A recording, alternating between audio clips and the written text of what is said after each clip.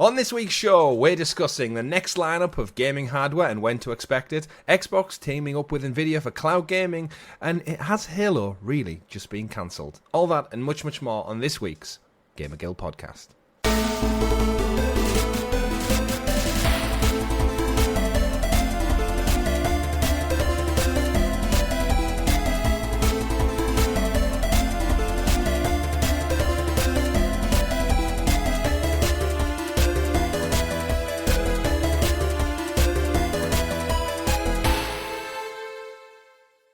Good game, everyone, and welcome back to the GamerGuild Podcast, a weekly podcast where we round up all of the week's video game news for your listening or viewing pleasure right here on youtube.com/GamerGuildTV and available up there in the digital clouds on your podcast platform of choice. Your podcast players for the week are myself, Chris, alongside the man of many pixels, Mr. Richie. I'm very hot right now. It's also very warm in here. That's the thing, Richie. We can stop complaining about the football now and pivot into complaining about the temperature. Too hot. Last week was too cold and great. This week is too hot. It's our right as British citizens that we can complain about the weather in all states. Hot, cold, middle, humid, dry, whatever it is, we will complain about it. And See, what people don't realise is the British national pastime isn't football. It's complaining. This is why we like football, because we're not as good as we should be at it. Absolutely. We can be cynical, we can be sarcastic, and we can damn right complain about the weather.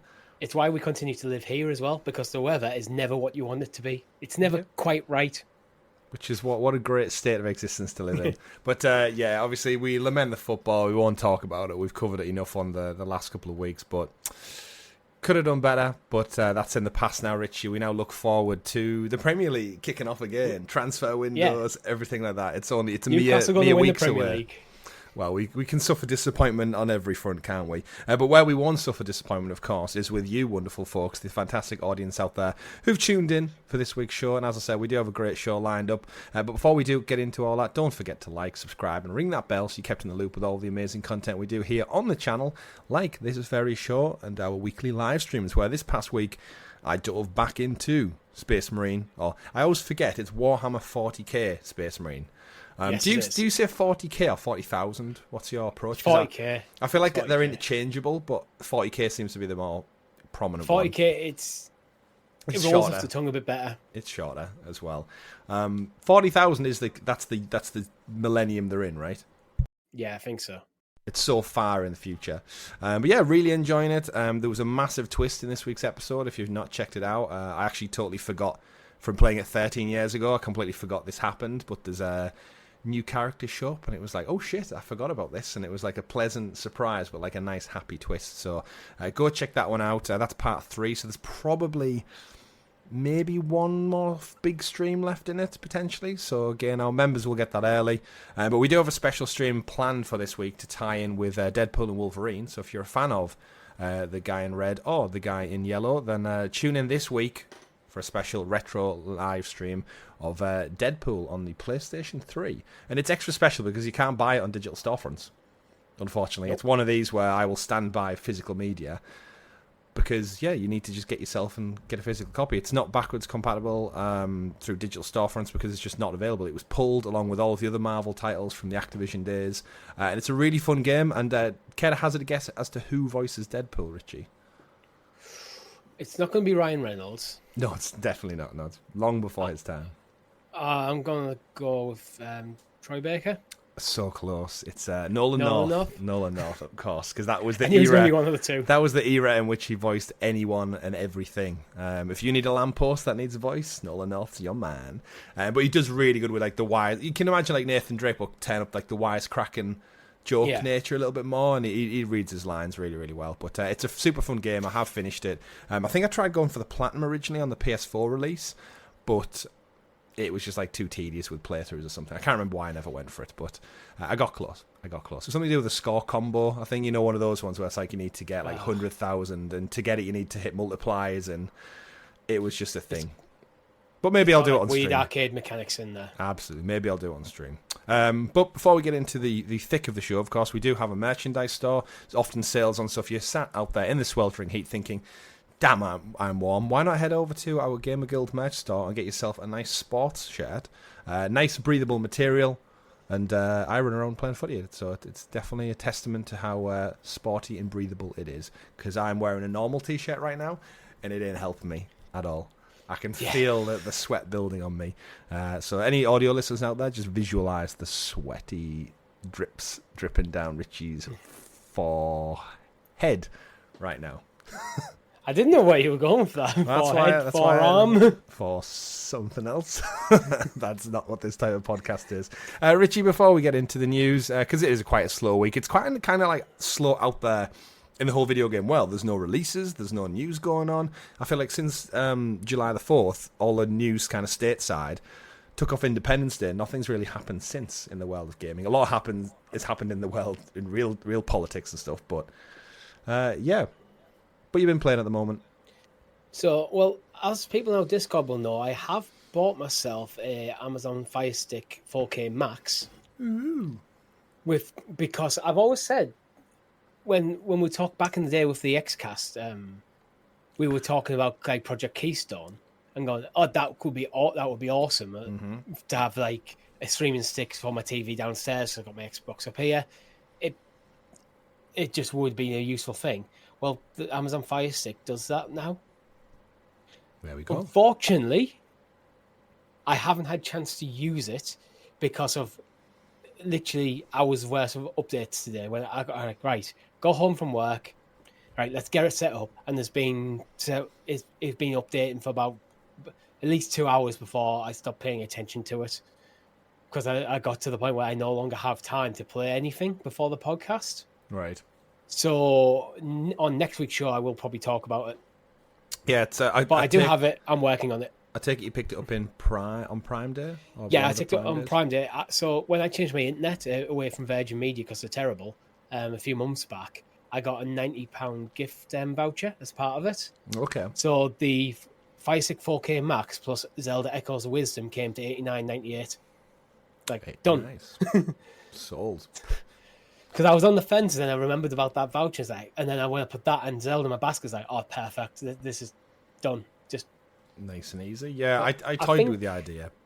I think long term I'll end up at my girlfriend's. Because she'll steal it. Because then I can... Well, now I intend to just take it around, because at the moment when I'm around hers, unless I'm using my keychain on my phone, which sucks, I don't really have a place to play Xbox.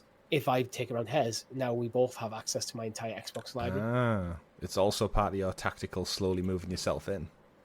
Yeah, maybe. Win-win. Yeah, I toy with the idea. I was away with work this week, and out of nowhere, I actually had two of my colleagues talking about Amazon Luna, of all things. Because one of my colleagues, he's a little bit older than me. I think he's got 2 children. He was inquiring about getting one for, I presume, like their lounge room or their spare room.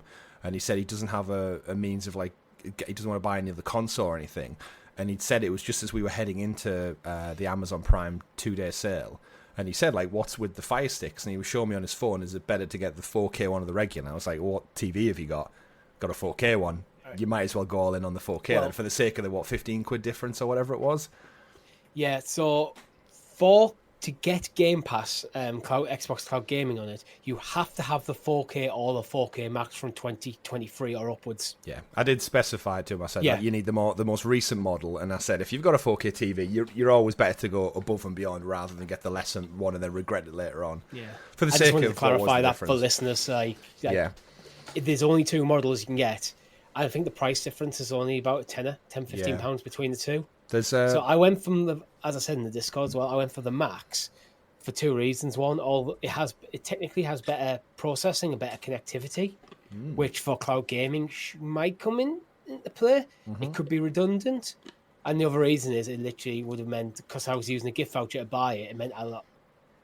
That 15 quid just would have disappeared if I didn't. So I would have to find other stuff to bring up the price, so I might as well. So it was an easy decision for me. That's good. Yeah, that's good. I was talking to him about like the benefits of. I was proper selling him the. You think I work for Amazon at that rate? Because saying about the direct Wi-Fi will be better for the Play because it's direct to Luna's system, and you can use any Bluetooth one, even Stadia one if you wish to, via the Fire Stick. And just an interesting conversation out of nowhere where my knowledge of this kind of stuff came into play quite well. But yeah, obviously, I'm sure a couple of people I know a couple of people in our Discord server got one. They were discussing the latency, the kind of functionality of it all, and I'm sure you'll give us your breakdown on next week's show. But yeah, it's nice to see cloud gaming get a bit of a boost, and we've got some news topics in this week's doc that actually kind of links in with that. So we'll head over and get into it. Before we do though, Richie, what have you been playing? So I've been working through Uncharted 3. Did you finish 2? Yeah, I finished 2. But I already had the platinum on 2, so I just played through the story. With Uncharted 3, I did something stupid. I was playing through the game just on crushing straight away. Mm-hmm. I was doing collectibles while I was doing the crushing playthrough. But there was one level, I got to where, you know, when you get captured by the pirates. Yarr. Before you get in the sinking ship. Yeah. That kind of open area with jumping from little boats and stuff. Mm-hmm. You can grind out so many trophies in that area. Oh, yeah. So I was trying to do that, and there was one fight where I made a mistake because I forgot Uncharted saves autosaves with your manual saves. Oh, okay. So I dropped the difficulty to easy to grind out the number of weapon kills for one weapon. Mm-hmm. And then I accidentally oversaved it. See it. And then the crushing playthrough has to be continuous without changing. So it's not just completing every level on crushing. So I need to start a crushing playthrough again. How far? I guess the boat's not too far in, at least. It oversaved my save, though. It's gone. No, but I have to start again. Yeah, but I mean, you weren't that far into the game. Like, you haven't threw away 2/3 of the game. I played another 8 levels before I realised that. Yeah, oof. Okay, maybe. Because I completed that fight, then I switched it back to crushing. So I knew that level wasn't ticked on crushing. I didn't realise the trophy was without changing. Oh dear. Well, we've all been there. We've all done that. I actually had it. So when I've been playing, I've got 2 trophies left for the Sly Cooper one that I'm working on. And one of them's time trials. And I started doing the time trials and then never had it so far. But, you know, when the game just auto crashes. And then it auto crashed. And I realised when I came back to, when I turned it back on, I realised I hadn't saved it in 3 hours. Or something, so I was like, oh no. But I'd only done one time trial, thankfully, so I'd got all the trophies for finishing the story, collecting up all the safes in the zone, so I'd got the trophies, so I lost all the progress in game, but thankfully the only trophy left to get was time trials, which you can do at any point. But you know that moment of panic where you look and go, oh shit, I haven't saved this in I've had it in rest mode for several days this week now, and I haven't actually saved it. Yeah. And it was like, oh dear. So, on Uncharted 3, it's funny you mentioned time trials, there's only... There's 3 trophies that I need. There's 3 speedrun trophies for different levels. I need them 3, and then my crushing playthrough, and then there's platinum. Nice. And that'll be platinums in 1, 2, and 3. Nice. So I'm getting there. Sounds good. I need to get back to Uncharted at some point. I mean, I intend to do it on the channel, so I'm gonna time it for that. They're like my Lord of the Rings, where I go back to them every year. Go back to Lord of the Rings every Christmas. I go back to Uncharted pretty much every year. My wife usually wants to play them every now and again for the story. So I was half tempted. I was actually half tempted to record 2 when I started the story for that, for the channel. But I thought, I know you want to do it. That's why I didn't, because I genuinely was considering it. Because you know what? I know Chris wants to do it, so I'll leave it for you. Because you're the bigger Uncharted. I mean, I love Uncharted, but you are a huge fan. It's my favourite franchise of all time. I need to debate whether I do 4 next, because I haven't got the platinum on that. Ooh, oh yeah, I mean, there you go. That does it for you. I have them all several times over, so so, can't wait for that one. As it stands, I have the platinums in 1, 2, and Lost Legacy. You'll have to. I will soon. By the time this goes out, I'll probably have 3.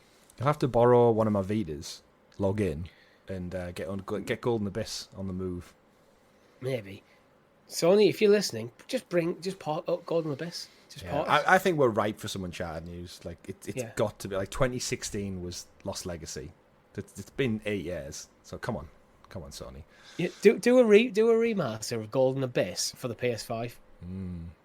Doesn't have weird touch controls, so do something. Interesting fact about Uncharted 3, by the way. It released on one of the coolest dates you could possibly get, which is 1/11/11. That's cool. 1/1/1/1/1. 13 years ago. Yep. Make you feel old. Right, Richie. So as I said, Sly Cooper, I've been playing that. I'll probably have the platinum by the time this show goes live, because it is the weekend. As we said, in regards to live streams and stuff, folks, we probably will get back to some cadence of like our weekly playthroughs of series. So we've got obviously Gears 2 lined up, inevitably Halo 3 at some point. We've got Halo in the news this week, Uncharted, and then other things as we head towards the back end of the year. And obviously the game releases start to come out thick and fast. We'll probably have a couple of first looks and some more. But all that being said and done, Richie, if you could do us the honours of introducing us to the graciously gathered Gamer Guild Gazette, aka the news. The news. Don't know why I jumped in there. Apologies. Yeah. I was going for a really long pregnant pause. You ruined it. It's probably, as you said before, where we went recording live, because I haven't hosted or edited for 2 weeks in a row because of scheduling. Yeah. I'm kind of like out the loop, and I'm used to saying that bit. I'm not used to doing the intro. And it's interesting how just 1 week out and you completely miss it. But as I said, interesting week for news. Not so much game news, more kind of just the industry goings on. No layoffs, thankfully. Actually, there was layoffs this week, but it's not in our news stock. I forgot which studio it was at. I was at NetherRealm, I think. Mortal Kombat guys. So shout out to those folks. Hopefully they find their position. But I kind of wanted to do a little touch in before we got into the thick of the news, and just kind of like touch and base with where we think next gen consoles are. So we've got rumours of the Switch 2. We've got an Xbox refresh. There's big rumours of a PS5 Pro. And inevitably there's a Steam Deck 2, which Steam Valve have confirmed. They said, I think when they brought out the Steam Deck OLED, they did confirm like that wasn't the Steam Deck 2. There is one that will be coming further down the line. Obviously the Steam Deck's not too old yet, so it's probably got a little bit of juice left in the tank. But I just wanted to touch in as we kind of tick past the halfway point of the year into the back end of the year. And as we start working up towards that kind of golden quarter for sales and stuff in the industry and retail and Christmas, where your vibe check is for these things. I'd love our audience to let us know in the comments below, like when do you think these consoles are going to come out? Because there's kind of mixed impressions across the board from everybody. So I'm going to touch on the Steam Deck first, because Steam Deck is it's not console gaming, it's PC gaming. So while the Valve are kind of talking about as a Steam Deck 2, there's nothing to say that the Steam Deck 1 couldn't still be on the market at the same time, because PC gaming is less discrete in terms of its generational shifts. It's more of a continuous improvement. You tend to see a generational shift in PC games because of the console games. So I think Steam Deck 2 could coexist with Steam Deck 1. So that could be anywhere from next year to 3 or 4 years down the line. Yeah. And I don't think it necessarily needs to be in sync with the consoles. Steam might be wanting to target that, though. They might be wanting to target the console refresh, so they make sure they're upgrading the hardware so the next generation of console games are compatible. But it's hard to say with that. I think Switch 2 is Q1 next year. Either Q1 or start of Q2. So probably January to March, I'm thinking. Yeah, with the touch on the Steam Deck and obviously the Switch being a big handheld as well, I think both you and me and probably a lot of our audience would default to the Switch 2 over the Steam Deck. Just if you had to pick between one of them and they were kind of like £100 aside, even though I would definitely get more use out of the Steam Deck because of the PC element and it has a wider library that's more akin to my taste, I do feel like the complete package of the Nintendo Switch, it all just been built-in Nintendo seal of approval for quality assurance. I think I would probably opt for that over it. Yeah, theoretically, the Steam Deck 2 is definitely probably the better option. However, for me, a Steam Deck would literally just be an Xbox console on the go, really, at this point, because my Steam library is now quite dated. I haven't bought any new game on PC in quite a while, because I largely switched back over to console. Mm-hmm. I have a PlayStation Portal to cover PlayStation games, so it's only really my Xbox library that it will be useful for, which is why when there was rumours about an Xbox handheld, I was interested. I don't necessarily need the power of a Steam Deck. I'm happy to do the on-the-go stuff via cloud gaming. Yeah, I think I sit in the same camp with that one. So I'm actually more, for them reasons, more interested in the Switch 2 because of the Nintendo first-party stuff. Yeah, and I think we're both on the same page where we presume it has to be backwards compatible. I think video game consoles going from this generation forward have to take that old library with it. Yeah, but it's Nintendo. I don't trust Nintendo. Like, the decision I would like to see from the Switch 2 is take the Switch, rip out the innards, make them every single component better and up to modern standards. I'd say at least on par with like a PlayStation 4 Pro. And then make it compatible with, give it a 1080p screen on device. And a lot of people might say it needs OLED. I think you can do without if you want to keep the cost down, because you can always bring out a premium model laser with OLED.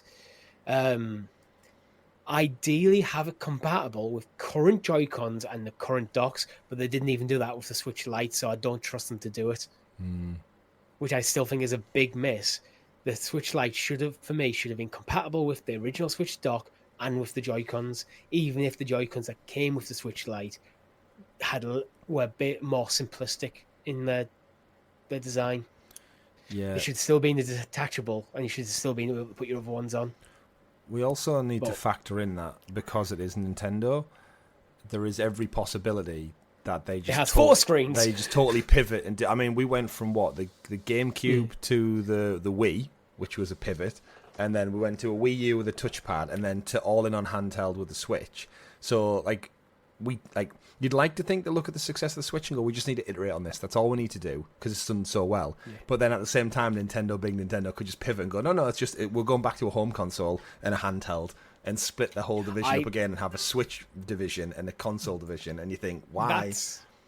That's one thing I don't think we'll ever see them do, because Nintendo had such lucrative handheld consoles in the past. Mm-hmm. The combination of their handheld and the home console, it just worked. You can see the ideas in the Wii U. Obviously, I think that failed more on branding than anything else, to be honest. Yeah. But you can see the idea. The Switch is what the Wii U should have been. Yeah. And now people can play it with, and now they can kind of look at the new Zelda game. The new Zelda game would have been on a Game Boy Advance or Game Boy DS or something in the past, that style. However, now this is a home console, new mainline Zelda release. Yeah, they seem to. So they've kind of found the cake, and they're eating the cake, and they still have their cake with the dual thing. But I can't see them going away from that. Whatever the new console is, I think will still be portable in the same way the Switch is. I hope it is, because the hybrid thing has done them so well, and I think you and me adapt quite well to the. I love the portability. In fact, I play my Switch purely portable, pretty much. I almost exclusively play it when I'm not on stream. If I'm playing a game on Switch, it's almost always in handheld. See, I think Nintendo probably know that about their customers, and I think it kind of suits Nintendo's game design mantra, where it's like fun first, quality second. When I say quality, I don't mean in terms of the overall quality of the finished product in terms of bugs and stuff. I mean in terms of what's the resolution like, is it got the most up-to-date graphics, that kind of thing. Yeah, absolutely. Speaking of graphics, though, then putting Xbox and PlayStation 5 Pro together, my take on it is they're both out by this Christmas. I think we see the Xbox October, and I wouldn't be surprised if we see the PS5 Pro revealed at some point, maybe at the end of September, maybe Gamescom, in fact. It just seems that we're in that point of the generation where like a 0.5 upgrade, it was the cadence of last gen, so there's no reason why they wouldn't just follow suit again. Unlike Nintendo, the other two big players tend to follow the same cycles every generation. Yeah. And I think, even though I don't feel personally like they need them, I think from a marketing standpoint, we've seen it with other tech industries. You need that iteration to keep people on their toes. That's why Samsung and Apple put out a phone every single year. It's not necessarily to get the sales, because people will buy them anyway. It is for that marketing cycle. You need people being aware of your products and that there's something new pushing you towards it. It's a weird psychological trick where if they didn't put something out, it would lessen the brand almost. It's because they get to advertise a new piece of hardware every single year. Mm-hmm. Yeah, it keeps you at the forefront of the news cycle, people's minds, when other people in maybe your family are due like an upgrade. Whereas gaming, it has a little bit of a longer tail by nature of what it is. But But I do think there is a time where, like, how old's PS5 and Xbox now? 5 odd years coming up. So we're almost hitting a half a decade point where actually people who have a PS4 still or an Xbox One, they are probably starting to see them age a little bit, and they're like, right, what do I get now? To be honest, I think it's overall been a fairly weak console generation this far compared to the previous one. Because if you're saying we are about 5 years in, what sort of games did we have on the PS4 at this point 5 years in? The amount of like quality games I think was higher than we've got for the PS5 in terms of first party at least. So I think this is going to be a longer console generation, which might be why it's better for our wallet. Xbox, I think Xbox need it more than PlayStation. Yeah, they need the restart button. Before the Portal, I might have went the other way, because with VR being a flop, they might have wanted to get a new console out to kind of soften the blow a bit. But the Portal's done really well for them. And PS5, so they have this new shiny toy to still market at the moment. So I could see them pushing PS5 maybe to next year, if they want to make sure they've got ramping up the production. Yeah, Xbox is in a weird place because I don't think they need to replace. I mean, they've already announced newer versions of their Series S and X, but in terms of a Xbox Pro, I don't know if they need it. I think Xbox almost need a new generation to get away from the S, because we've seen lots of reports about the S almost holding them back. So they almost need a new discrete generation, which I know Microsoft aren't really into the discrete generation thing, to jettison the Series S. Yeah. So they can they can have their excuse to stop supporting it.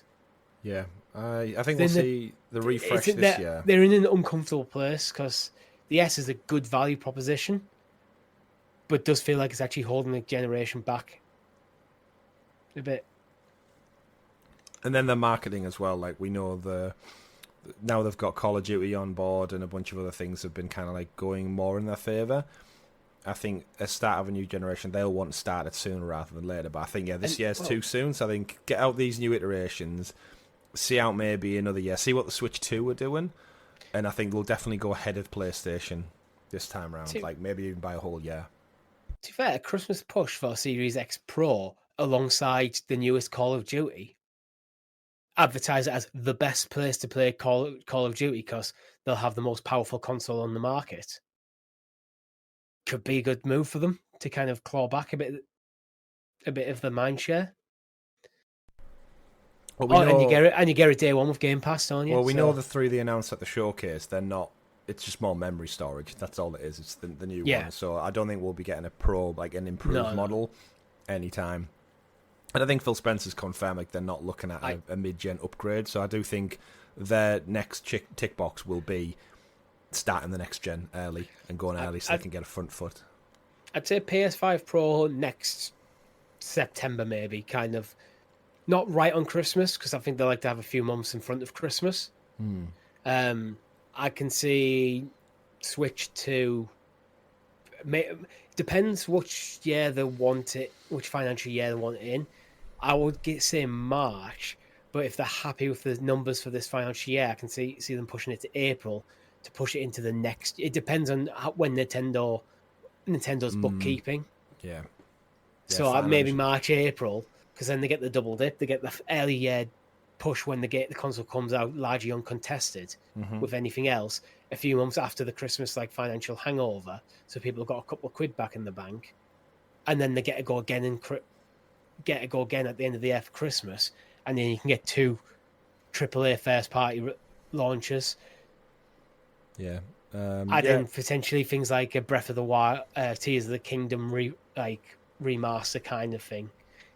To make a strong first year for it.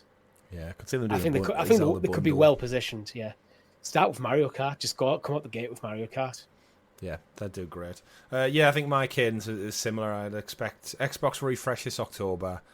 PlayStation 5 Pro not too far behind it. Maybe late October, maybe right at the beginning of November, like 2nd or 3rd.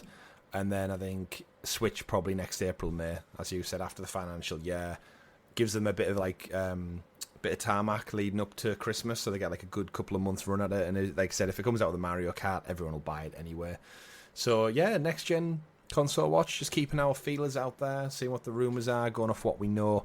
And in the meantime, though, while we wait for new consoles, there's plenty of stuff happening in the world of cloud gaming, thankfully. And we got an announcement this week that Microsoft have fully integrated NVIDIA's GeForce Now into its Xbox game pages.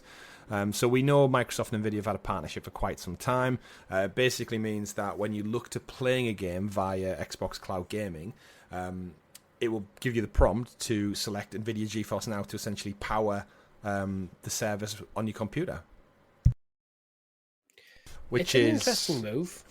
It is, and it's such an odd one with cloud gaming because kind of since the death of Google Stadia and then the FTC rulings that have came out regarding cloud gaming, and we know the Activision Blizzard King thing has led to like Ubisoft having stewardship over certain Xbox titles, and it's a kind of hornet's nest of just like mess when it comes to it. But at the same time, they've been playing nicer together than they ever have before. And especially Xbox, like they've just gone on all platforms, smart TVs, Amazon Firestick this past week is huge. That's Microsoft putting their stuff on an Amazon product, Amazon letting them. Whereas, could you imagine that happening when it was Chromecast and Firestick going toe to toe with Luna and Stadia? I don't think that would have ever happened. But kind of think since the downfall of one of the big players and the FTC scrutinising cloud gaming. Remember, the reason it got knocked back in the UK. Our CMA was to say it was cloud gaming. Yeah. So it's like it seems to be that linchpin that's holding all of these deals together, and I think they're all just kind of like, right, if we stay quiet, we'll play their game, it'll bode well for all of us. And I think NVIDIA have always just sat back and went, well, we're happy to have anything. Just give us anything. And it seems to be working. Microsoft seem to be in a weird transitional phase where I don't think they quite know what to do with Xbox at the moment. I've said for a long time, I think Microsoft sees their future away from the hardware market and more in the cloud, which is because they, of all the traditional console manufacturers, they are still the ones pushing cloud gaming the most. It's the most integrated into what they're doing. However, I think in terms of quality, they've fallen behind PlayStation. And right now, in terms of cloud gaming, NVIDIA are kings. Luna don't have the content. Google are dead. NVIDIA effectively won this generation of cloud gaming. I mean, they're now the richest company in the world, right? Yeah. The pipped, was it Apple that pipped on the stock exchange the other week? I'm sure there was like a news article saying NVIDIA suddenly pipped number one based on some chips or something. I can't remember. You know, this isn't another case of a company having a cake and eating it too, because in order to play these games in GeForce Now, you either have to buy the game from Xbox or you have to have Game Pass, in which case Microsoft got your money, and if you want to play on GeForce Now, so be it, you have to pay another subscription to NVIDIA. So it's effectively Microsoft now opening up their catalogue to play gamers like GeForce Now players, which is probably more likely entice people who have GeForce Now to buy games on Xbox games from the Microsoft Store or Game Pass. Yeah, and what's so I think it's probably a smart move when you think about it in them terms. Yeah. Rather than seeing it like competing with NVIDIA, it's like, oh, we can just sell your customers our stuff as well. Yeah, it's like kind of having the store and getting them to pay rent on it as well as the rates. But NVIDIA GeForce Now, we know it's essentially the most impressive cloud gaming element out there. They use their RTX 4080s, like their top paid tier is hands down the best, and it's no surprise it's got the best server blades running in the background. But in terms of the conversation it's stimulating, it's been really interesting because a lot of the podcasts I listen to, all of a sudden they've been doing entire shows dedicated to Xbox cloud gaming based off the back of the Amazon Fire Stick news. And then this news as well from NVIDIA. So it's stimulating conversation. And what's kind of the biggest kick while we're down of all those conversations? They always come back and say Stadia had the best like-for-like console performance. So many influencers out there I've heard this past week say Google had it the best. They obviously just let themselves down everywhere else. And then kind of NVIDIA's kind of stepped in and took that mantle. And they probably were always going to, because Google never seemed to really invest much in the server blades other than outside of launch. And we keep waiting for Xbox to up their ante. We know they're running on Series X servers now, but seemingly that doesn't perform as well as a 4080 Ti.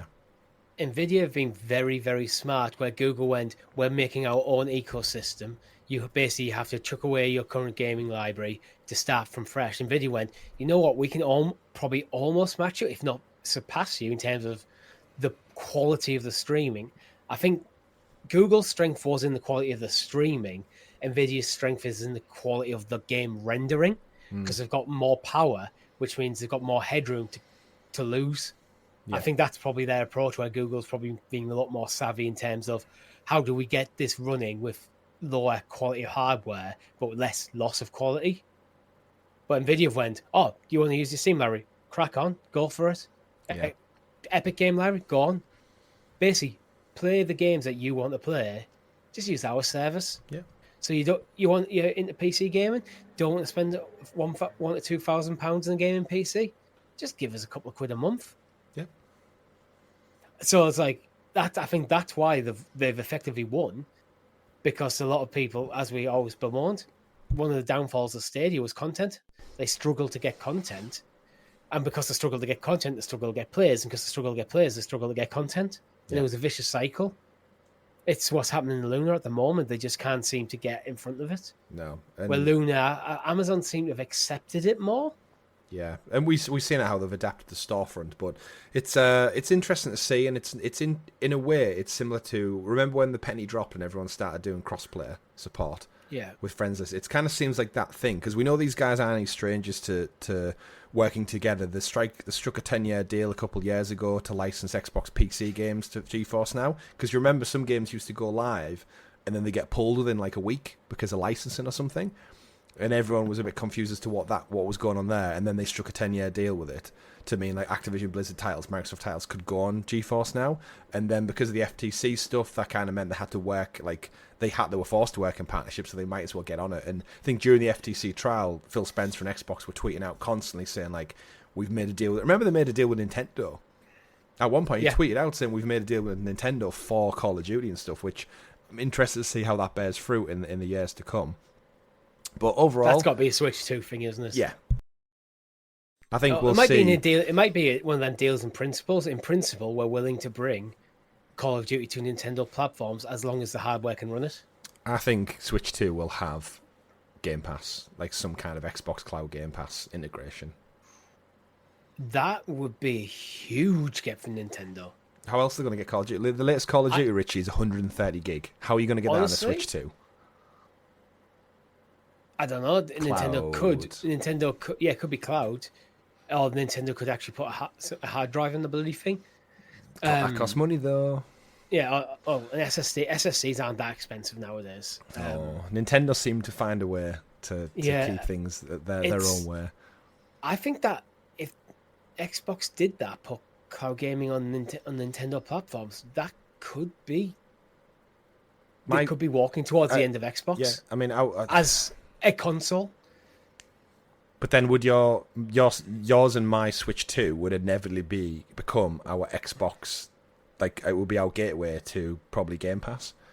Yeah. Because if it works in a handheld form, that I can also stream to my TV when it's docked, and I'm getting Starfield, Indiana Jones stuff, it's like, I'll quite happily still pay for Game Pass. You'll miss out on me buying a console every couple of years, but I'm appeased by the form factor of probably what it's going to be the excellent Switch 2. So it's an interesting theoretically, one. If Xbox 2 are like, we're not really paying attention to console generations as they've claimed anymore, so you're not going to get these discrete shifts, and the Switch 2 can play effectively Xbox first-party titles and Game Pass through the cloud, I don't know if I'd buy another Xbox in that situation. Even if it was a slight reduced quality and performance on the Switch 2, as long as it was good enough, I think I'd save more money on the third console. Because my preference has always been Nintendo and Sony because of the quality of the first-party offerings. So Xbox is effectively my third console. So if I can get the Xbox games I want on Switch, I don't need that third console. Yeah. So it's an interesting situation that could happen. It is. As a slight sidebar to this story as well, another news story from this week is the FTC have apparently slammed Microsoft Xbox's new Game Pass tier changes, calling it a degraded product. So, and then to further quote, this is exactly the sort of consumer harm from the merger the FTC had alleged during the court cases. So I know we covered it on last week's news, the different tiers and day one games leaving and the price going up. And you can totally see from a legal standpoint why the FTC would be like, this is exactly what we want. You have a monopoly on the games, you have a monopoly on the cloud side of things, and then less than half a year later, prices go up for a second time within 12 months, and now you're tweaking the tiers so you don't get, as a consumer, you don't quite get what's included in one of them. I think the FTC are well within their right to do it, but obviously they're just doing what they think is right. But it is a big ironic game of like fucking business. I'm sure Microsoft has spent a lot of time looking at the comments and the legalities of it and concluded, well, this might piss off the FTC. They can't probably do anything about it apart from shout about it. Mm-hmm. And it is kind of crappy of Microsoft a bit. You've made this expensive purchase, and this sort of move is clearly to pass some of that on to your customers. Yeah.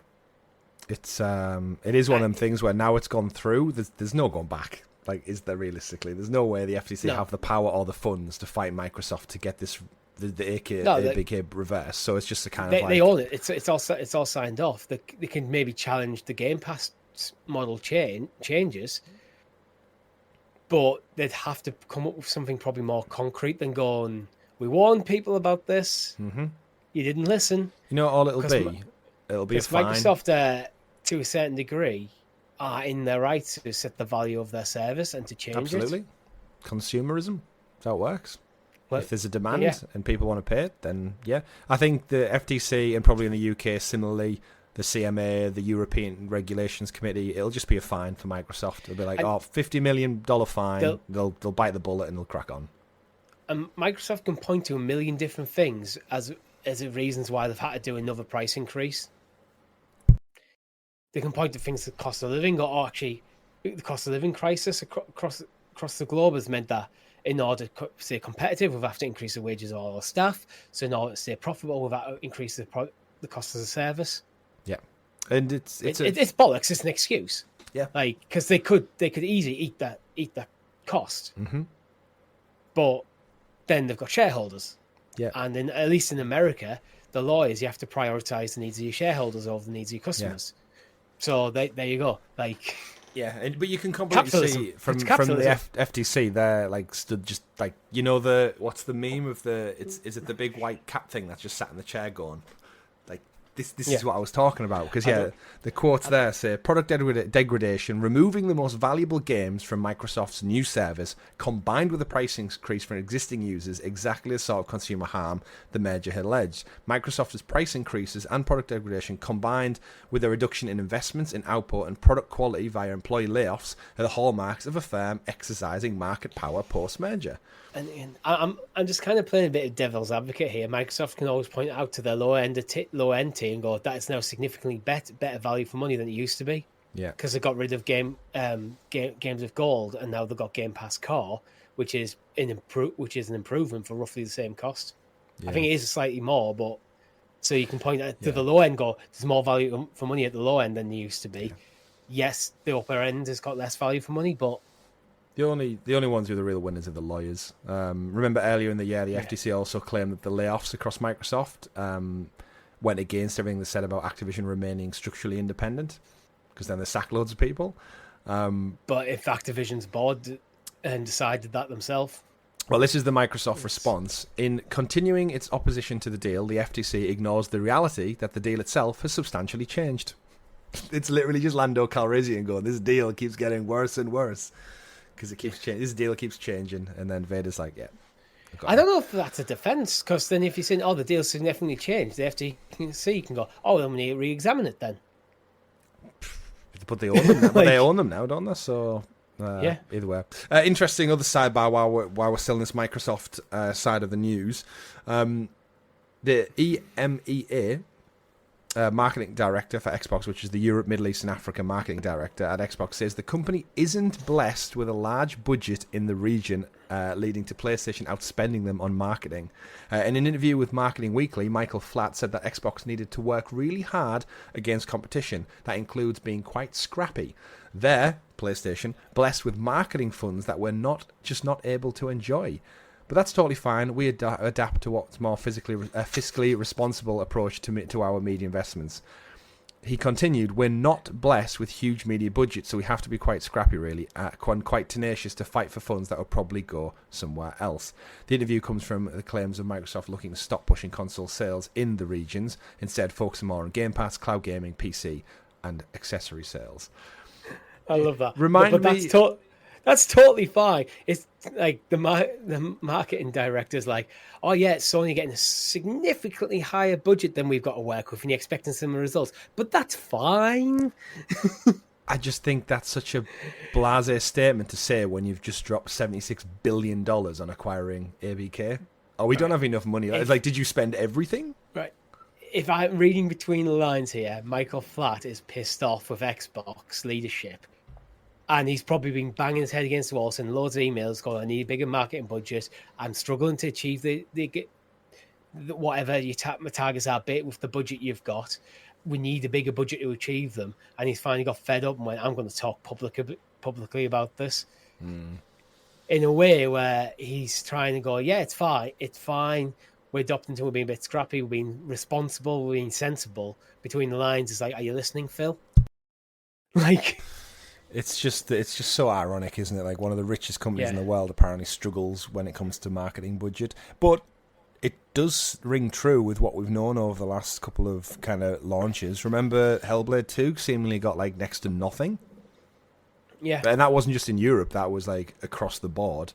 And I don't know about you, but seemingly it's been and gone now. Like, one of the biggest games of the year just seemed to have been and gone. I enjoyed it, but no one's talking about it anymore. Might pick up a Game Award or two for art direction and sound design, but theoretically, it should have been a game that was in the contender for Game of the Year. But I keep forgetting it existed. Mm-hmm. You haven't played it yet, have you? No, I intend to. You might have if it was marketed stronger.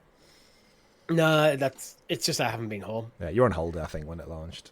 Yeah, I was on holiday when it launched, and then I was playing other games, and then I don't spend that much time near my Xbox anymore, so it's just.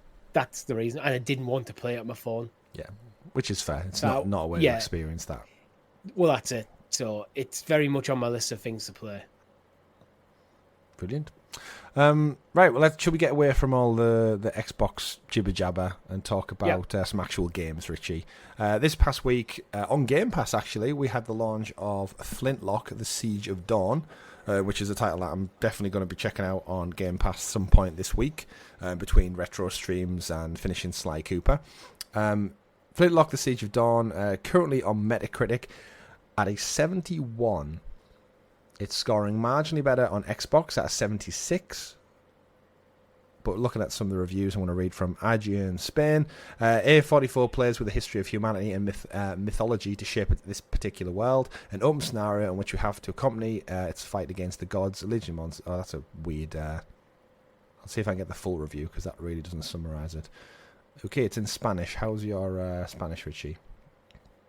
Non-existent. All right, I'll translate for you then.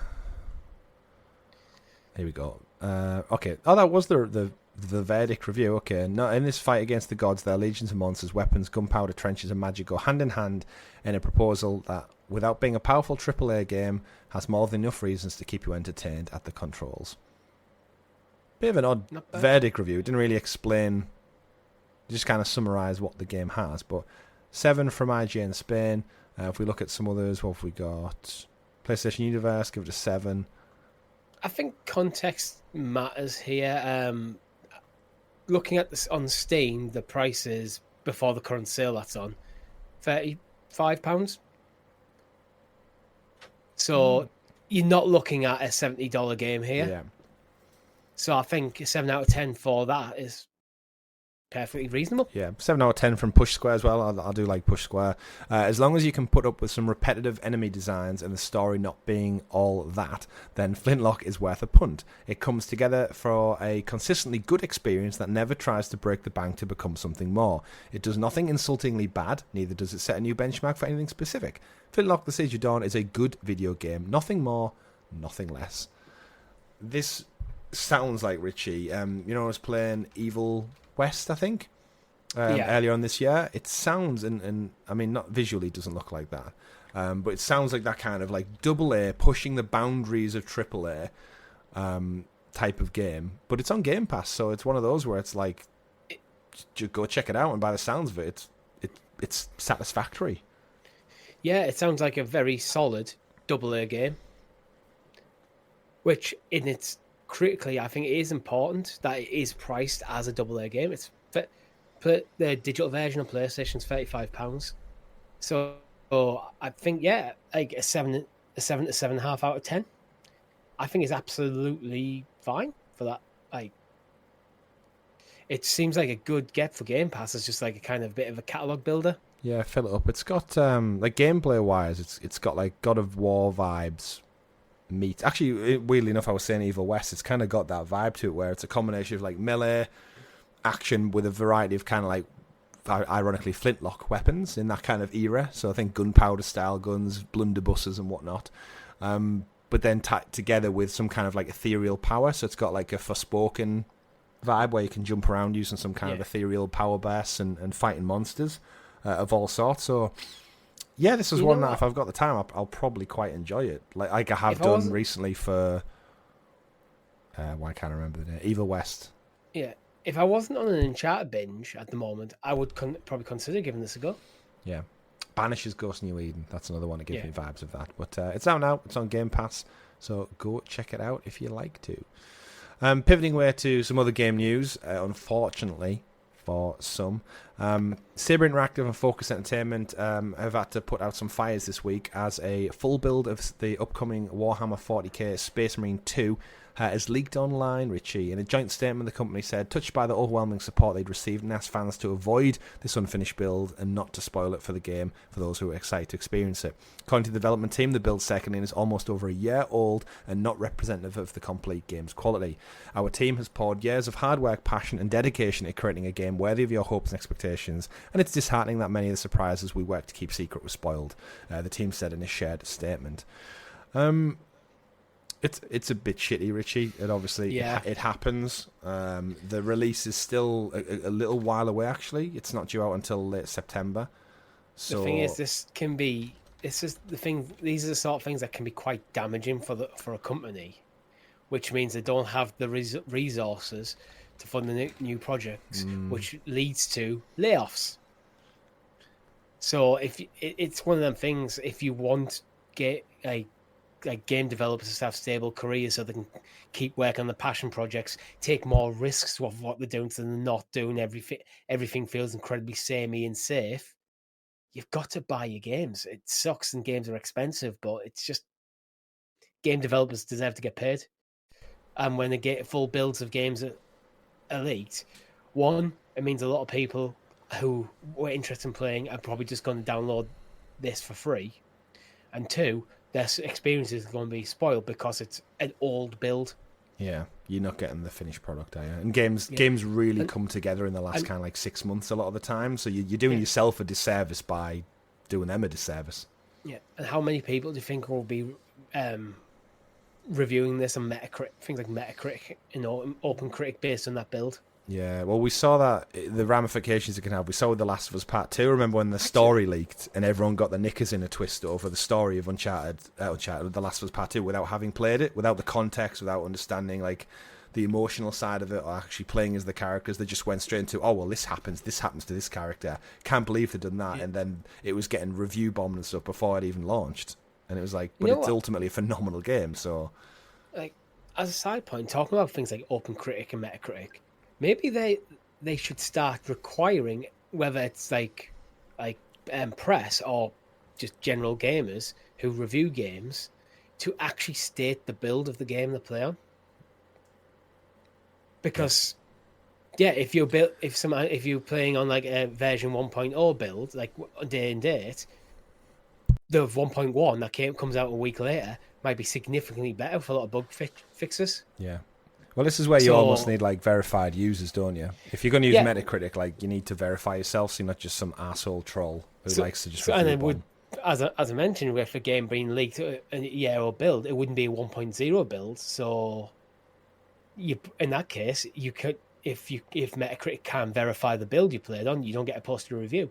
Yeah, absolutely. But, yeah, something good. But either way, I think thankfully it's not quite as large of a title as The Last of Us Part 2, so hopefully this will go a little bit under the radar, maybe, where people don't read. Again, it takes a very specific type of game on PC to understand the build, how to download it, how to play it, whereas for your average Joes like you and me, like I have to wait for console release because my brain doesn't understand how to figure out how to get a dodgy build onto a PC and the loopholes to jump through and the security protocols, and it'll probably have like the build number as watermark all over the game, and it's like I said, it's not the best way to experience, so just a bit of patience if you are tempted. Space Marine, you've waited like 13 years for it, so what's another couple of weeks?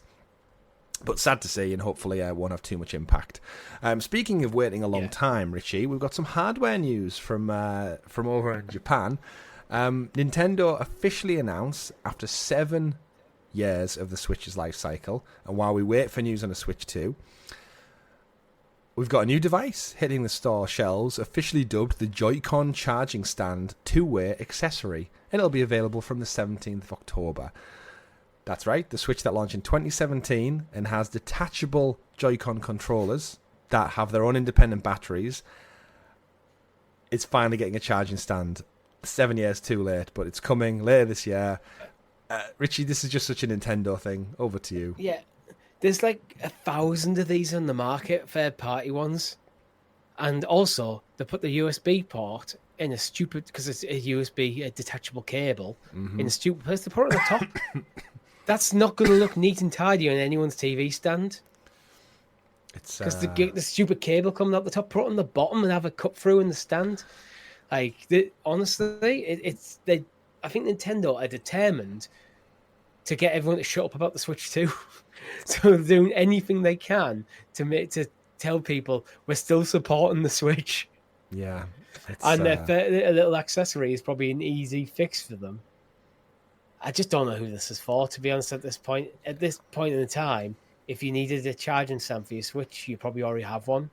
Yeah. And you could probably get something as good for significantly cheaper. I mean, I don't know what the price is in this. For those, it's going to be more than a third-party one. Yeah, for those who don't know, who maybe don't have a Switch, is the Joy-Cons do automatically recharge when they're attached to the console. So if your console is docked, but you want to still play it and you don't have like a Pro controller, you would traditionally like slide the Joy-Cons off. Did they come with an attachment, like the little frame that they clip into? Yeah, that came with a Joy-Con grip. Yeah, Joy-Con grip. So you can detach them and turn it into a more traditional style controller. I actually do use my Joy-Con grip occasionally. Yeah, that's how I sometimes play as well. Although you can't play for very long with it because of the form factor is obviously it's utilised rather than aesthetically designed for hands. It depends on the game. Yeah. But you're better off with a Pro controller in every situation, unless you're using the N64 games and you're better off with the N64 controller. Yeah. But I don't know. I just don't see much need for this because it really, as you mentioned, you can charge Joy-Cons on the device itself, which means that this would only be for people. Multiple Joy-Cons, I guess. Well, Richie's. Oh, sorry, you froze briefly for a second there. All right, you froze on my end, so I'm not sure what happened. What was the last thing you heard me say? You're going to buy 5 of these? I'm going to buy 5 of them, yeah. I don't know, it just seems weird, because it's only really for someone who has a second set of Joy-Cons. Yeah. Who doesn't already have a solution for charging them. Yeah, I mean, if you've waited 7 years and then saw this and thought, oh my word, I've been waiting for this for so long. Thank you, Nintendo. My prayers have been answered then. I think because it is so long, it's not like a year or two. If you were even our first party like accessory purist, you've probably already caved and bought a third party solution by this point. Yeah. I don't know. I mean, if it sells, I'm probably wrong. They'll sell millions of them. I just don't see the point. bundle, pack-ins, whatever that looks like. But either way, from hardware, let's pivot back to some game news, Richie. Orcs Must Die 3 is a game we play on the channel. Robot Entertainment, of course. Orcs Must Die 3 was actually a Google Stadia timed exclusive. We played it many times, thoroughly enjoyed it. We actually went back quite recently. I don't know why we did it. I think it dropped on Game Pass. And we thought, well, that's for old time's sake. And you know what? We had a great time. Once again, it is a fun game to be played in co-op. Orcs Must Die! Deathtrap is the new game just announced by Robot Entertainment. It's going to bring a 4-player co-op as well as roguelike progression system with new heroes, unique abilities as you beat waves of enemies while coping with randomized buffs and debuffs, choosing from 6 different war mages. It's set for release in 2025 across PC, Steam, Xbox, and no doubt PS5. But I wanted to kind of throw it over to you, Richie. We've said many times on the stream this game would really benefit from more players because we have fun with 2, but we've always said it would be great if we could get the audience involved or just more people in general, because the game lends itself to the more people involved, the more fun you could have, essentially. You can have more entrances for them to attack from, you've got more defense turrets to go up, you can have wider maps, and it would just amp up the fun. And that was the kind of promise with Stadia, wasn't it? That they said you could have thousands of enemies using the power of the cloud on screen. You can never do that before. Well, here we are, 4 players, more enemies. Orcs Must Die, back again. Yeah, I think it's a good move. With 3, I think the only reason they probably couldn't bring in 4-player is because of probably the map design that didn't really lend itself. It would probably, I wouldn't be surprised if they did do some trials internally and found it just unbalanced the game a lot. And probably with the design of the maps meant that they couldn't rebalance it to keep it fun and challenging enough. So building it from the ground up with the next iteration to accommodate up to 4 players, I think is a good move. And this is one I really hope comes to Game Pass. Like day and day. There's no comment on PlayStation though, which actually makes me more curious if it is more likely to come to Game Pass. Yeah, I think so. I mean, it's going on the Epic Game Store, which is PlayStation own a chunk of. We know they're only a small studio. Sony own a chunk of. Yeah. And the more I do these podcasts, the more I realise you have to think of Sony and PlayStation as basically separate companies. Yeah. Because while Sony own PlayStation, they're completely different. Visual and Luna is a perfect example. Yeah. Amazon Games and Luna are completely separate entities and don't even act like the other exists at times. Yeah. I've heard they've got a bigger marketing budget as well. Yeah, because the different entities. Orcs Must Die, Deathtrap. It looks like more Orcs Must Die. Quite frankly, it could be a platform, in my opinion. Just Orcs Must Die, the platform, and just add new maps, add new enemies, add new weapon types. But seemingly a new dropping the number. Yeah, Orcs Must Die 4. Yeah, something to be said there. Speaking of numbers, Rainbow Six is a number. Or 6s anyway. Rainbow Six Mobile and The Division Resurgence have been delayed by Ubisoft. So in the financial earnings report, they actually report a solid start to the current financial year. That's probably off the back of The Lost Crown doing so well and all the hype building up for Star Wars Outlaws and no doubt Shadows. Assassin's Creed Shadows, that is, coming later on this year. So this fiscal year, I think we've pretty much said for the last half a year now that I think this is Ubisoft's big make or break year. And they've got pretty much everything in the tank. They've got one of the biggest franchise IPs in their pocket. They've got their own biggest IP in the bank to go this year. And the surprise success of, I think, Prince of Persia has set them up to a good standing at the beginning of the year. Sea of Thieves, sorry. I can't remember the name.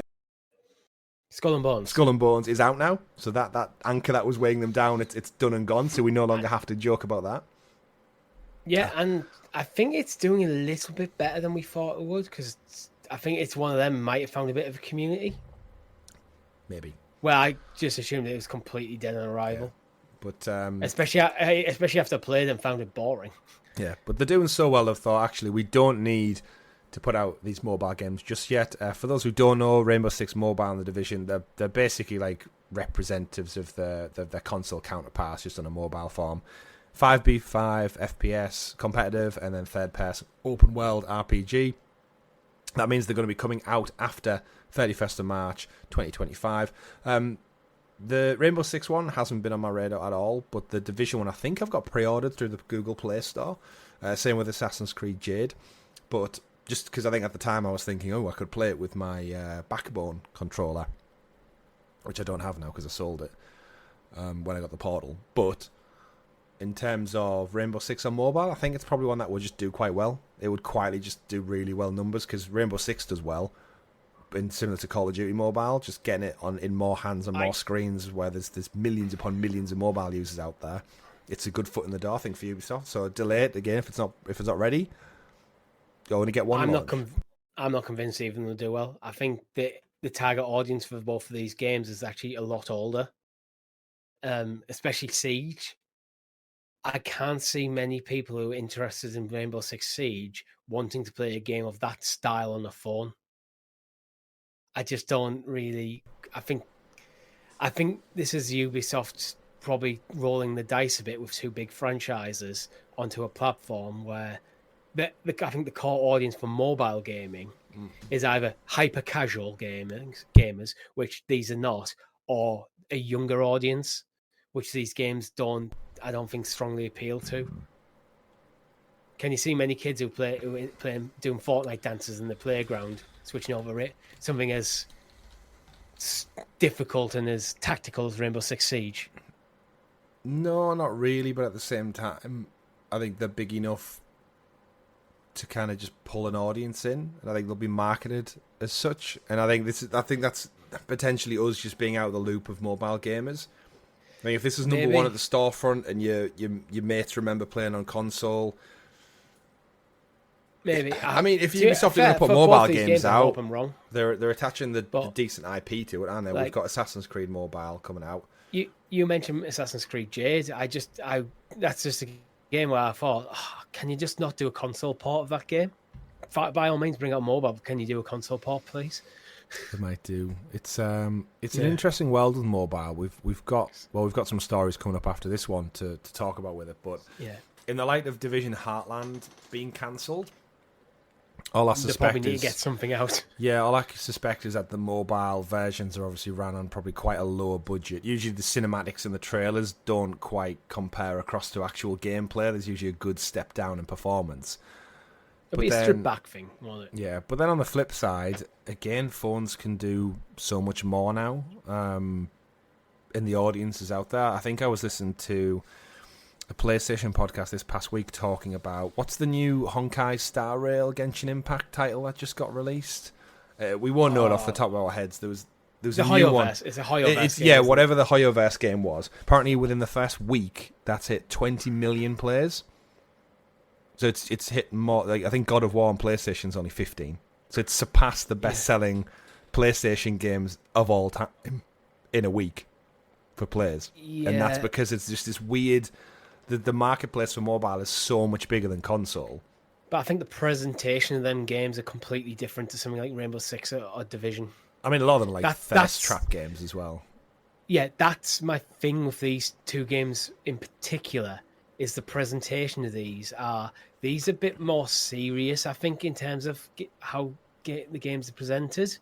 Yeah. And I think, to be honest, these feel more like PC games than console, especially Rainbow Six Siege. It does feel like that it's leaning towards PC rather than mobile.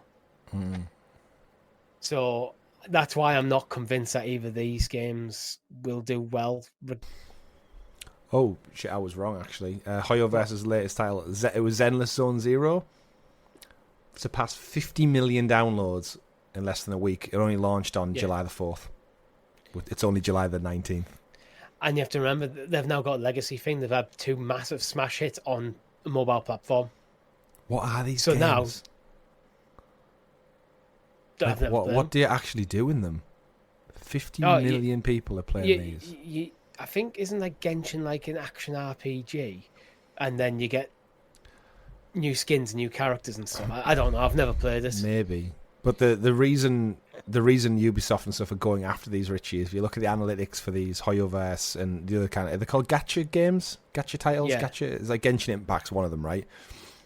Especially in other markets like China, The outlet reports Honkai Star Rail grossed $55 million in China alone, and then a further $36 million globally in May.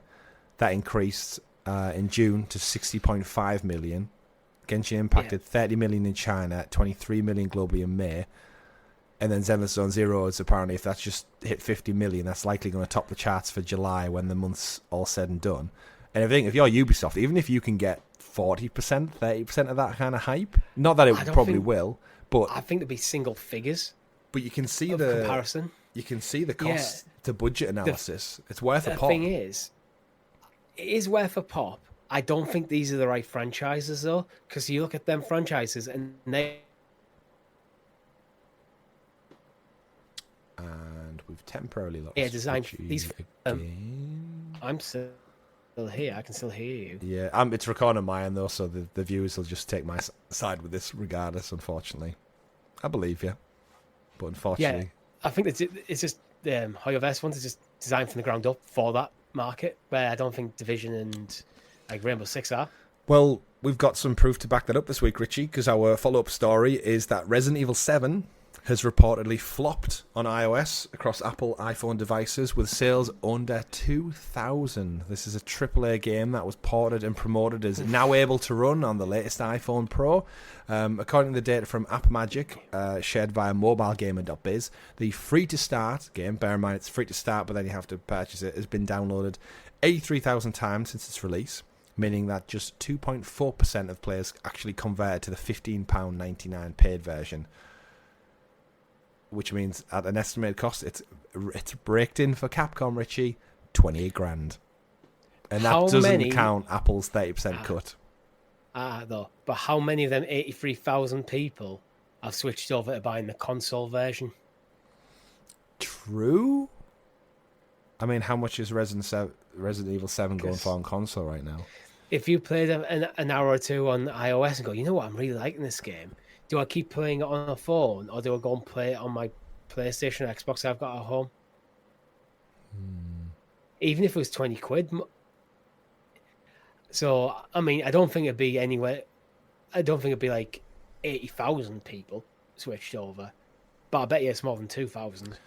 I mean, to paint a wider picture, Assassin's Creed Mirage launched on the 6th of June.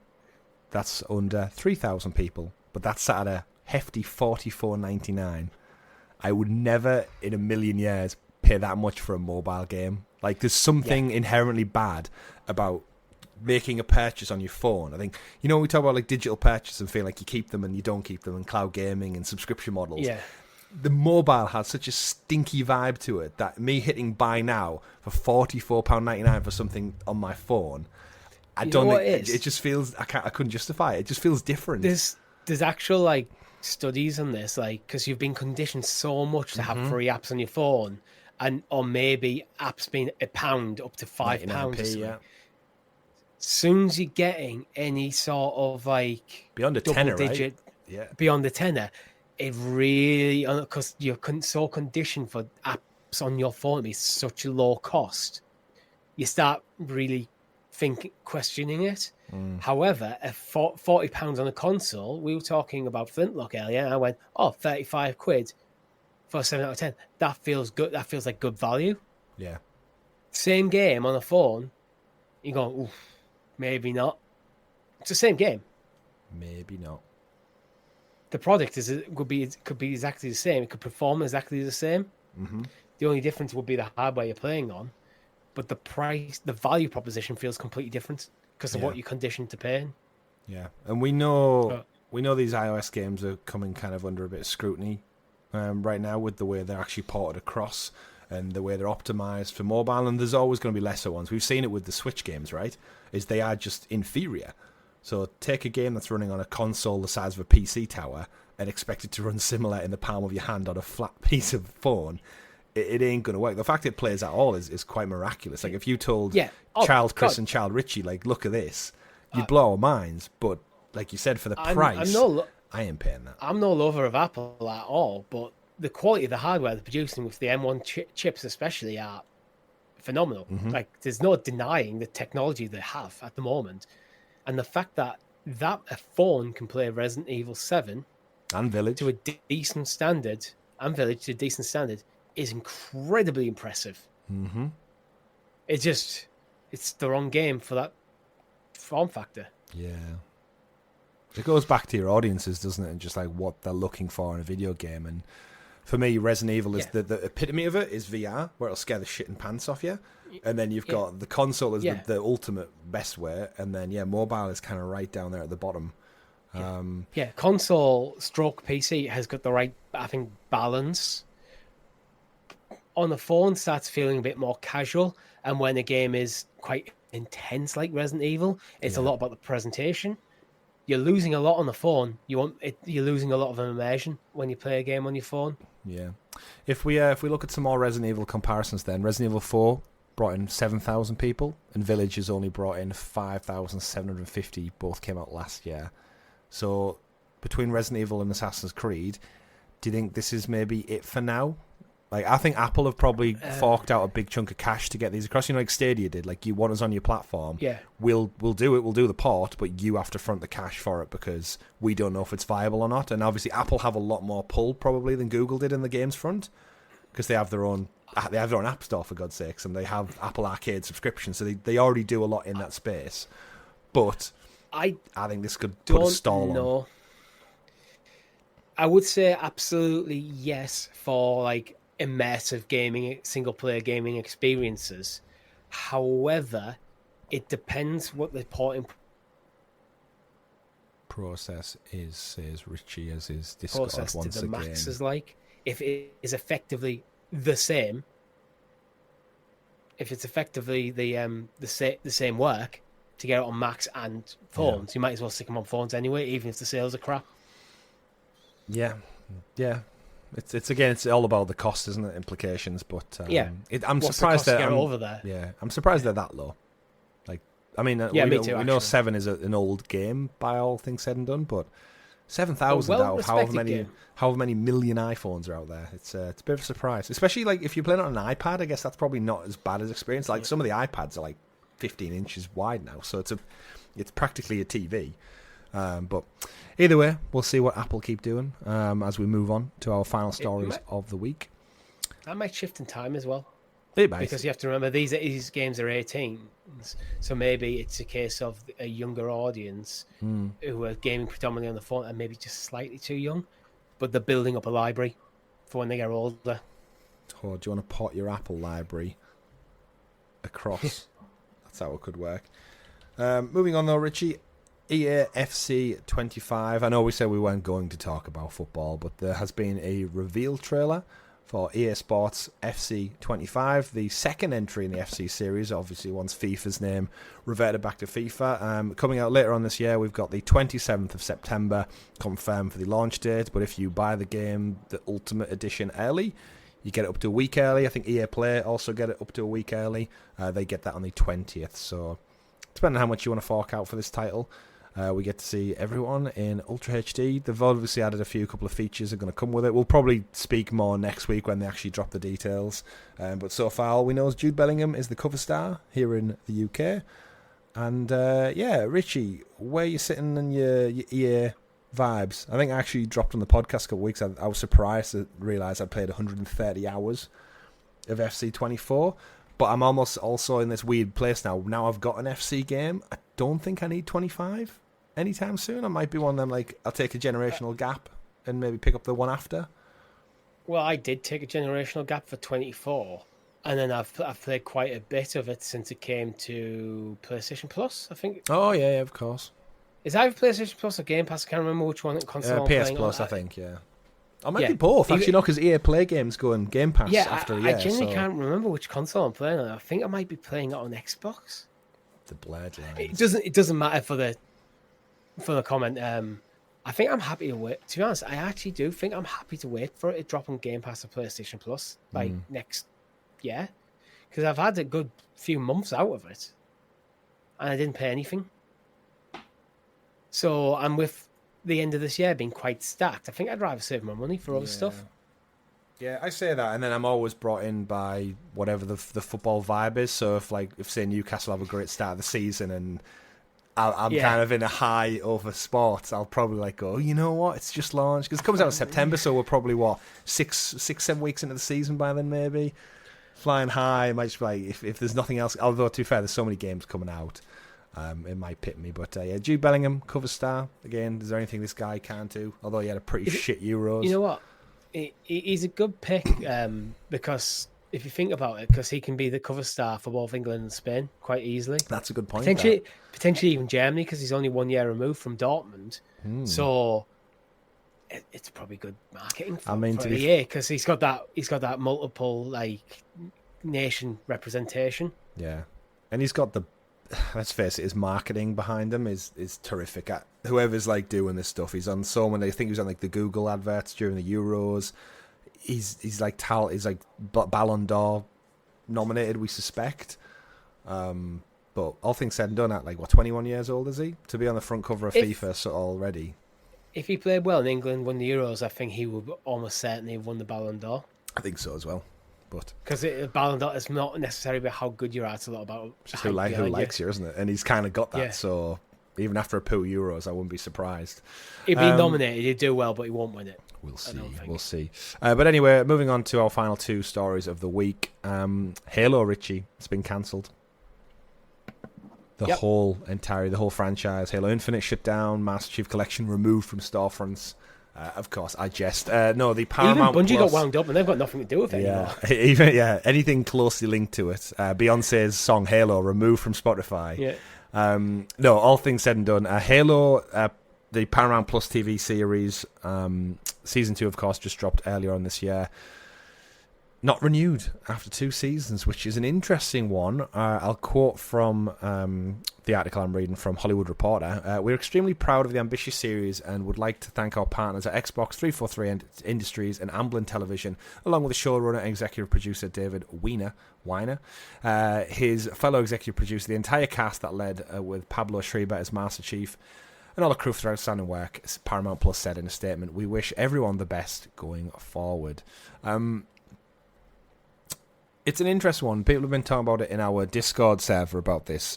Seemingly, if you're a huge Halo fan, you did not like this series. If, like myself, who's only played Halo 1 and 2 and dabbled here and there, and people who've maybe only played a couple, or just enjoyed it for a sci-fi show, they quite enjoyed it. I enjoyed Season 1. I enjoyed Season 2 even more. I thought it actually improved quite a lot. I was looking forward to a Season 3. And yet, it's seemingly not going to get one. However, with streaming services, there is always that chance it gets picked up by another one. We've seen it happen with a few jump around to different... So it's maybe not quite as dead as it sounds in these articles. But it's a bit of a surprise for me because these streaming services, Paramount Plus in particular, they need content to keep them going. So actually, this... Because it's got 2 fan bases, it's got the gamer fan base and then new viewers, I almost feel like it should have a bit more protection because even if Season 2 and 1 didn't do that well... I think doing a Season 3 and dropping a trailer with a couple more sneaky Easter eggs from the game, that could bring a lot more people back in who would have otherwise left. So it's a bit of a risk because then Paramount Plus have to replace this cycle with something else. And I feel like Halo, it's a known enough quantity to at least give it another go. And they did say when they announced it, Richie, they have their lineup for 5 to 7 seasons of story. So the fact that they're throwing in the towel after 2 is a bit of a piss poo. It's like a Google move, that. It's a cutthroat industry, though, and one of the things I want to pick up on that you mentioned is fans of Halo, the games, didn't enjoy it. So if it's got that kind of polarizing effect on your audience, where hardcore fans of the game don't enjoy it, so it's just casual fans who do, if the numbers aren't strong enough, they might have went, you know what, we'll give you a second season to turn it around, and if they haven't seen enough shift in the numbers, they might have went, and I'm guessing it might be quite expensive to produce as well. There's a lot of animation required. He did spend a lot of Season 2 out of the suit, which I know pissed off a lot of people because it's like, I'm there to see Master Chief, not just a dude. Yeah. Which I get.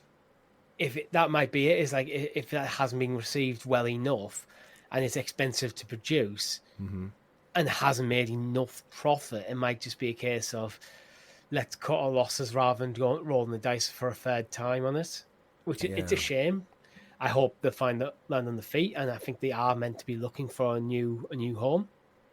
So if you have a streaming service that you want Halo for, yeah. I mean, where could it end? Again, it's interesting because I think Halo is probably better than half the sci-fi shit I've just watched on Netflix the last couple of years. Like, Netflix has literally got Stranger Things for me. So, and Friends.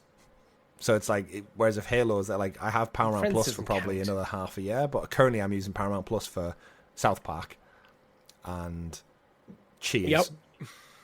But it's an interesting one. Again, a couple of these streaming services will probably die, but hopefully Halo finds a new home and we get to see out. Because David Weiner, who took over, he didn't do season 1, so the one that everyone hated was 2 other guys. He took over, shepherded season 2, improved it from a lot of people's opinions, but then I feel like if he had another run at another season, he could probably steer the ship into a better direction.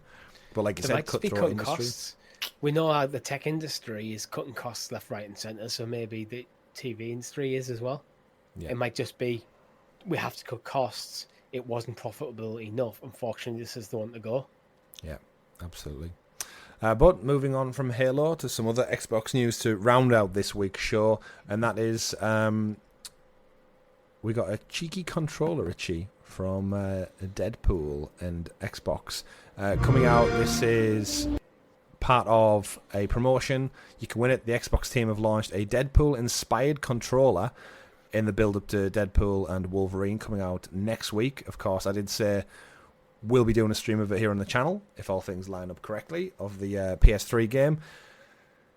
You have to enter a quiz, you have to retweet, do stuff, but it's basically a Deadpool-inspired controller with the texture of his suit, black leather, red leather, but more importantly enough, this controller has a big ass, Richie. Oh, yeah. And I mean a literal ass. On the back of the controller where the traditional battery pack is, there's some juicy ass cheeks, Deadpool style. I mean, I don't even know where to start. We always kind of end our shows with crazy accessories. Xbox have done fridges, they've done toasters, they've done mittens. Was it a jacket for your controller, like a little hoodie? I never thought, if you told me there's an Xbox controller that has an ass, like an actual ass, where the battery pack should be. But my main question is, where do you put the batteries? Do they just go right up Main Street? Is that you just like jam them in there and hope they get in? You just have to slot them in through the hole. Yeah. What are your thoughts? I mean, it's marketing. It's I think it's brilliant marketing, to be honest. Because that's Deadpool through and through, right? Yeah, like it looks actually uncomfortable, the hole, because the arse looks like it gets in the way of your fingers. I mean, do you think it's squishy? You'll be. What? I wonder. Now, here's a big question: is it like proportioned to the same proportion as Ryan Reynolds' arse? Did they actually obviously down to scale, of course, but yeah. Are you going to be fingering Ryan Reynolds while you're playing games? That's the big question right there. Wow. That is definitely a question I did not think I'd be asking myself at the start of this podcast. Yeah, you basically have to follow and repost with hashtag Xbox Cheeky Controller Sweepstakes for a chance to win a custom Xbox Series X console and 2 cheeky controllers designed by Deadpool. Of course, they were designed by him. The controllers do look cool. I do like the red aesthetic. I don't think they would be that comfortable, but who knows? No. There's a lot of people on the internet crying out for this to be a purchasable thing, and there's a lot of people pissed off that it's just a sweepstakes. It's not an actual option to buy, and it's that quirky enough. I generally think people would probably buy this in their droves. Yeah, probably. I think, to be honest, it's probably smart that it is limited, because that makes people want it more. I think if it was just mass market, it wouldn't sell that many, to be honest. The fact that it's limited means more people want it. I mean, it's been retweeted 250,000 times. Yeah. At the time of recording, so I've done it. It's not about selling the controller, it's about selling the movie. Yeah. So yeah, well, that's it, isn't it? And it's going to be the best-selling movie of the year, hands down. But yeah, my take on it, Richie, is this controller looks ass. It does. Looks absolute ass. But rounding out the show, as we always do here on GamerGuildTV, is by looking back through the yesteryear days of video games and seeing what released on this day in video game history. We record on a Friday on July 19th this week. Seems to be general kids at the moment. Fridays get out of the way before the weekend. So apologies if we missed any news last weekend or over the week, although it is quite quiet, so we tend to just wing it. Yeah. Richie, July 19th, back in the year. Anything stand out for yourself? Yes, there is. There's a couple of things, actually. Let's start with Final Fantasy X on the PlayStation 2 23 years ago. I feel old. Chris, I feel old. Old. Final Fantasy. Damn. I love Final Fantasy X. It's awesome. Final Fantasy 9 on the Super Nintendo as well. 33 years ago. That's 4. Wow. Yeah, sorry. Yeah, I've never played that one. That's why I went to 10. But 10, I think, has got one of the best turn-based battle systems I've ever played. To this day. 23 years later. 23 years later. 2 years ago, we got Stray. Yeah, I was going to mention that as well. We both really like Stray. Some great streams up on the channel for that one. July 20th, skipping a day ahead. Mario Bros. It's worth mentioning Super Mario Sunshine as well, actually, on the 19th. Didn't we talk about Mario Bros. Last week? Yeah, it must have been a different version, because this is the arcade version. I'm sure it was arcade, but it might be a different region. Yeah, I thought it was as well. We're talking 41 years ago, so it's probably like... Can't really remember it that well. Anything else? Limbo came out 14 years ago on the Xbox 360. Shout out to Limbo. Shout out to Inside. Bastion, that was decent in the 360. Oh, here's one for you, Richie. July 21st, Fortnite launched on the PS4 and Xbox One. I'd be interested to go back and understand Fortnite, how much of it before it took off, because obviously when you're in there in the middle of the maelstrom you can't really see how well it's doing, but I'd love to know the trajectory of when Fortnite came out, because nobody gave a shit when it was just save the world mode from zombies and you built a wall to keep zombies out. It was just like, it's just another cartoony looking game. And then when they copied off PUBG and put the Battle Royale mode in, that's when it took off. So I'm wondering, from launch 7 years ago on this date to actually what point did it surpass PUBG and then become this like phenomenon that it is today? Imagine going back to 2017 and buying shares. Yeah, absolutely. Oh God, yeah, absolutely. I'd sell my house, put all on Fortnite. Like going back and going, you know what? This game that was received very mediocre on launch, and going, imagine telling somebody, oh, yeah, see this game, it probably came out as like a 7 out of 10 or something. Mm-hmm. Like no one's that bothered. It's like, this is going to be the biggest game in the world, and it's going to maintain that status for years. Yeah, I would be shares. I would be streaming it daily. I would be buying up every domain name that includes the word Fortnite, spelt in that particular way. Because remember, Americans before Fortnite the game didn't use the word Fortnite. They just said 2 weeks. It's only us Brits that use Fortnite as a term. It's true. Bi-weekly, do they say? I think is another one. Bi-weekly. Bi-weekly, I always think is because we have the word Fortnite. When I say bi-weekly, I think of twice a week. Yeah.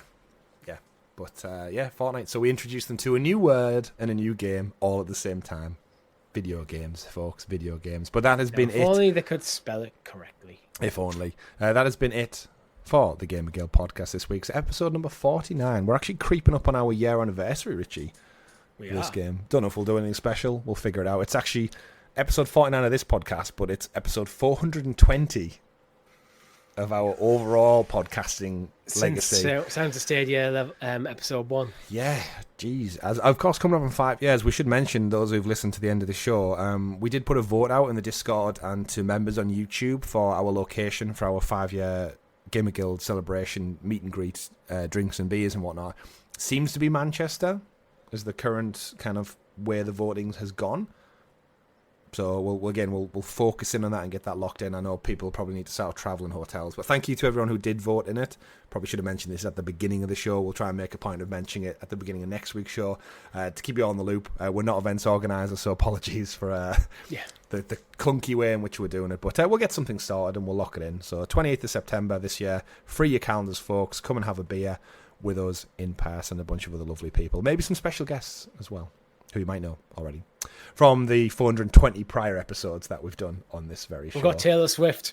Yes, confirmed. Taylor Swift and Waluigi show up. And Ryan Reynolds' ass.